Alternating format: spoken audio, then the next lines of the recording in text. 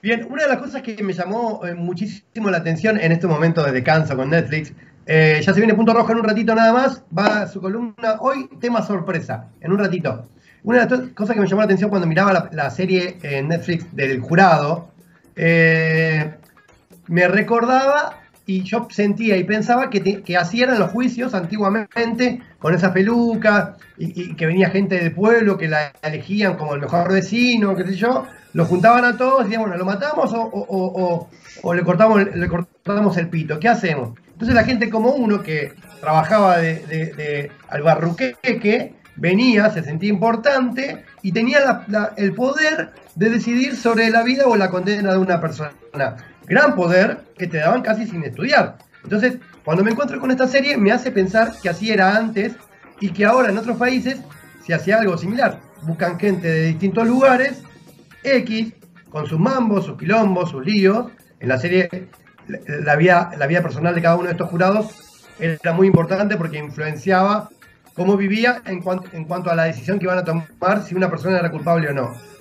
Entonces me dio a pensar y dije, qué copado que sería que alguien pueda ser juzgado, ¿no?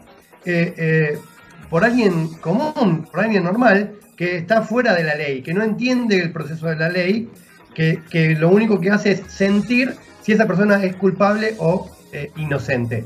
De eso se trataba la serie del jurado, y bueno, y ahora está por suceder en Gualeguaychú. Así es, se está por implementar en Entre Ríos. Por eso está con nosotros Juan Ignacio Lazaneo, que nos va a contar un poquito de qué trata esto. ¿Cómo anda, papá? ¿Cómo anda, loco? ¿Bien? Buenas. Bien. ¿Es verdad que dicen doctor J? No, pero eso era cuando estudiaba, imagínate. Fue un sobrenombre que me puso acá el amigo Tony. No, eso es mentira. Ya me tiran cualquier cosa, me tiran, boludo. Basta. Cursamos algunas materias. Obviamente yo me demoré un poco más en recibirme, me parece. Pero el doctor es él, yo... No. Yo te digo que... Es guitarrero el hombre también. Y el padre es un gran músico de Paraná, gran músico. ¿Guitarrero porque es abogado que guitarrea o porque las dos cosas. Que creo que me ha ayudado mucho igual. Y colecciona guitarras. Colecciona guitarras que tiene varias y lindas. Algún día quizá grabemos algo que se pueda compartir en Nido. Bueno. Ojalá. Bueno, ¿qué es esto? ¿Cómo te digo? ¿Juan o doctor J? Decime J. J, escuchame una cosita, ¿cómo es esto del juicio por jurado? ¿Cómo se llama? Mirá, ¿Cómo es la modalidad? ¿Se va a empezar en Gualeguaychú? ¿Qué tiene diferente la serie que vimos en Netflix con lo que va a pasar? También. Bueno, mirá, un poco ahí vos me dabas el puntapié. La serie de Netflix tiene algunas situaciones que tal vez, no sé cómo será el procedimiento en Bélgica, creo que eso se da en Gante, que es en Bélgica, ¿no? No sé cuál será el procedimiento de allí, de enjuiciamiento. Obviamente sí es popular esto de que haya jurados populares. Una gran diferencia con ese sistema es que, por ejemplo, aquí el imputado, la persona que está acusada de haber cometido un delito, puede no declarar y eso no es valorado en su contra. Y una de las cosas que me llamó la atención de la serie, que yo también la vi, me la comí en 2 días, fue que justamente cada cosa controvertido que sucede, una aparición de un testigo y que dice determinada cuestión, le preguntan al imputado si es verdad o mentira. Eso en nuestro sistema no está previsto. No sucede. Y por ejemplo, nosotros aquí vamos a tener un sistema de enjuiciamiento popular que tiene como, digamos, como centralidad a los efectos de determinar si es una persona es inocente o culpable, la unanimidad, y allí en Gante se daba por mayorías, con lo cual, claro, exacto, si bien tenían un criterio de cuánta cantidad, de si 2/3, y la mitad más 1, y alguna cuestión así, lo cierto es que acá es por unanimidad. Entonces la gran pregunta es qué pasa si no hay unanimidad. Claro. Esa sería... Porque tiene que haber unanimidad para absolver y unanimidad para condenar, digamos. Claro. Entonces, si no hay unanimidad, se declara lo que se llama, o que la ley prevé como jurado estancado, y debe hacerse un nuevo juicio. Y con el otro jurado con otro jurado nuevo. Mirá, o sea, es súper... va a ser complejo llegar a eso. Tiene que haber mucha contundencia de la prueba, de los hechos, de mostrar realmente lo que pasó, aparte, para que haya unanimidad. Aparte, una cosa, a ver, yo la verdad que peco en honor a la verdad, nunca intervine en un jurado popular, digamos, nunca me ha tocado defender a una persona en un juicio por jurados, digamos. Pero por lo menos las estadísticas muestran algunas cuestiones que se diferencian muchísimo de un jurado técnico, ¿no? Yo por ahí al ser defensor público, tal vez en cierto punto la inclinación hacia que haya un jurado y que a personas muy vulnerables en tema de pobreza y adicción, que son los que defiendo yo, entiendo que puede llegar a ser en algún punto beneficioso y en algún punto perjudicial.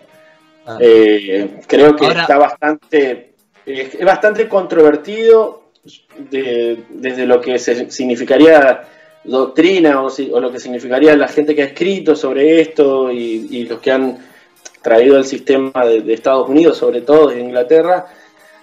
Lo cierto es que es un sistema totalmente nuevo y que por ahí lleva a conclusiones, por ejemplo, de condena o de absolución, donde un jurado técnico no lo haría.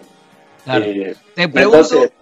Te pregunto para que la gente que está mirando, en uno de los programas yo algo comenté de las diferencias, pero bueno, vos sos una opinión mucho más autorizada porque la laburás todos los días con esto.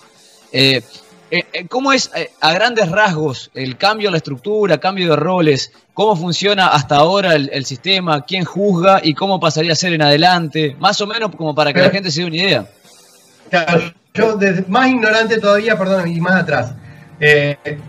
Hay un caso donde van a culpar a una persona o van a ver si es culpable, ¿no? Claro. Perfecto, por un homicidio, por lo que sea. Le llega una carta o una citación a distintas personas de la ciudad por X motivo, no sabemos por qué, yo todavía no lo sé, por la terminación de su DNI. O sea, los que terminan en tal número deberán comunicarse para presentarse al juicio por jurado, bla, bla, bla. Bueno, llego ahí y entonces yo tomo, si digo que no, si digo que sí, ¿qué decisiones puedo tomar? ¿Cómo arranca desde cero, digamos? Bien, a ver, el sorteo ya se realizó, el sorteo se realizó en las agencias del IAFAS en Paraná. En Gualeguaychú salieron sorteadas para la cantidad, digamos, de posibles juicios que puede haber, 600 personas, de cuales esas 600 personas se va depurando esa lista, porque, por ejemplo, si ustedes ven la ley, que está muy claro la ley, quiénes son las personas, por ejemplo, el gobernador no puede ser jurado, un funcionario policial o miembro de una fuerza de seguridad no puede ser jurado, una persona que haya sido víctima de un delito así grave puede tener algún condicionamiento. Como la serie. Exacto. Fíjate que en la serie se muestra, yo creo que la serie está muy bien encarada como ejemplo, ¿no? Más allá de las diferencias que podría haber acá con Entre Ríos, muy bien encarada porque te muestra cada uno el aspecto emocional de cada uno de los jurados, que me parece que lo que termina demostrando es que cada uno puede vivirlo de alguna manera y otros de otra, y tal vez la persona que fue víctima de un hecho muy violento termina absolviendo. No me acuerdo el nombre de la chica que era la presidenta del jurado, que era una de las cuestionadas. No me cuentes el final, viejo, no me cuentes el final. No te estoy contando el final. No, es parte lo vas a ver a los primeros capítulos. Eso por un lado. Entonces, de esa depuración, que es lo que está haciendo en este momento tribunales, por eso hay citaciones. Yo la verdad que esto, sinceramente, muchachos, desconozco cuáles son los números de documentos que terminan, que han sido seleccionados. La verdad que lo desconozco. No, es irrelevante. Igual cualquiera que haya sido seleccionado se va a enterar en los próximos días, porque sé que están notificando. Pero yendo a lo práctico, diferenciando de otros... poner los números que lo tiene la producción. Justo por ahí tenemos uno. A ver si me llaman. Jota, Ahí está, mirá. Sí. 187, 608, 865, 145 o 717. No, esta vez no me tocó. 717 es un lindo número para la timba. Sí, para la timba está bueno. ¿Qué es el 17? ¿El revólver? No. La desgracia. La desgracia, tenés razón. Che, entonces, ¿para qué casos va a funcionar el juicio por jurado? Porque en otros países, si vos ves películas, en Estados Unidos, por ejemplo, funciona para lo civil, funciona para lo penal. Acá, Miren, ¿para dónde va a ser? El tema hoy por hoy aparece en el aspecto, bueno, en el ámbito criminal, que me parece que es lo más sencillo también de juzgar desde un conocimiento, llamémosle mundano, entre comillas, pero fundamentalmente lo que se tiene en cuenta hoy para determinar si hay juicio por jurado o si es un tribunal técnico está dado por la pena que prevé el delito. Entonces, la pena que prevén para los juicios por jurado tiene que superar los 20 años. Pero estos 20 años, y aquí yo por lo menos haría una crítica, digamos, a la ley, se prevé en abstracto. Entonces, ¿qué significa esto? Que cuando vos estás acusado de varios delitos, por ahí son delitos tal vez menores o que no tienen una pena tan alta, pero la suma de todos te lleva a hacer un juicio por jurado. Lo cual es bastante complicado porque también vos tenés, imagínense, pensemos en mi función como defensor, yo tengo que persuadir al jurado en 4 hechos, 5 hechos distintos y tal vez recibo una condena en uno y en los otros no, o ¿me entienden? Es complicado. Aquí el primer caso que va a haber acá en Gualeguaychú, para tomar como ejemplo, creo que es el caso, yo no soy de acá, por eso eso no lo dije, pero soy de Paraná, me ha adoptado Gualeguaychú. Y ¿cómo es? El primer caso es un chico que ha sido víctima de lo que comúnmente se conoce como gatillo fácil. No digo que esto haya sido así, sino que lo que se va a juzgar esa situación. Para que la gente identifique. Un homicidio, un homicidio por un miembro de una fuerza de seguridad. Fue hace mucho, creo, un chico que le dispararon de una distancia bastante larga y el tiro le pega en la nuca. Exactamente. Ese es el tanto. caso. Creo en que el barrio 78 creo que fue. Claro, exactamente, ese mismo. Iván Pérez. Puede ser. Iván Pérez fue la víctima. La verdad es que no lo conozco porque además tiene defensas particulares. O sea, no actuamos nosotros. Claro, exactamente. Che, y te quiero tirar dos cositas. Y después, no sé si me quiere preguntar algo más. En vista de que ahora el caso que conmocionó a todos y que por las particularidades que tiene ha motivado que mucha gente se indigne y opine, muchas veces con razón, todas las opiniones igual son válidas. El caso del jubilado, que hoy te comentaba, es posible que vaya a juicio por jurados, o creo que ya está definido que va a ir a juicio por jurados, y tiene antecedentes de 2 casos anteriores que fueron similares, en donde el jurado determinó que habían sido, los absolvió en realidad, a los 2 imputados anteriores, que era el médico ese famoso que en provincia de Buenos Aires valió a los que quisieron robar el auto, y el carnicero de Zárate que persiguió a los ladrones y los terminó embistiendo con el auto. Obviamente que esto es nuevo para todos, porque inclusive en el país es nuevo, hay provincias que se fueron adelantando y lo están aplicando hace tiempo ya, pero ¿cómo ves que puede tener el desenlace? ¿Es preferible tener este sistema de enjuiciamiento que dé la posibilidad de democratizar un poco la justicia en el sentido de que el imputado es juzgado por sus pares? Una reflexión te pido, quizás medio... te metí varias cosas, pero... Sí, pero mirá, vamos a ver si puedo ordenarme. En primer lugar, yo creo que al único poder del Estado que le faltaba la participación ciudadana activa era el Poder Judicial.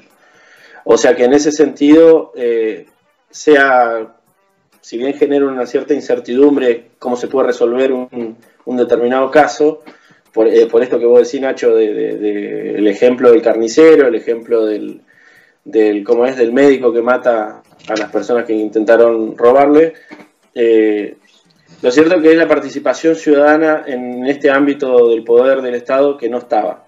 Por lo cual yo creo que es fundamental y sobre todo el compromiso que asume la ciudadanía para desempeñar esto, porque hoy medio que me lo preguntaron, no lo alcancé a responder, es una carga pública. Entonces, todos, me incluyo, aunque no voy a poder participar nunca en un jurado, tienen la obligación y el derecho también de estar en un jurado.